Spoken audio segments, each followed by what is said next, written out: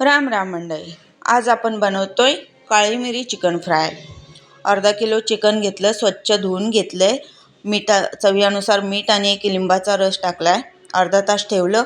अर्ध्या तासाने चिकनमधलं पूर्ण पाणी काढून घेतलेलं आहे मी आणि चिकन फ्राय करायला टाकले। त्याच्यामध्ये कुठलेही मसाले नाही टाकले, डायरेक्ट चिकन फक्त मीठ आणि लिंबूचं आहे। चिकन छान गोल्डन फ्राय करून घेऊया। बघू शकता तुम्ही।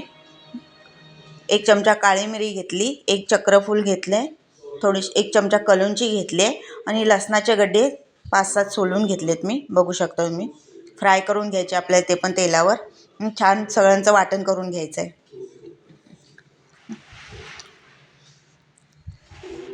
2 चमचे मी साजूक तूप टाकलेलं आहे, त्याच्यावरती पूर्ण वाटण आपलं परतून घ्यायचं आहे। त्याच्यामध्ये फ्राय चिकन टाकायचं आहे आणि थोडासा पाण्याचा शिंतडा देऊन झाकून ठेवायचं आहे। खायला एक नंबर चिकन। मी दह्यामध्ये पण थोडंसं लसूण आणि जे वाटण ठेवलं आहे ते मिक्स केलेलं आहे, अजून चव लागते वेगळीच, एक नंबर खायला।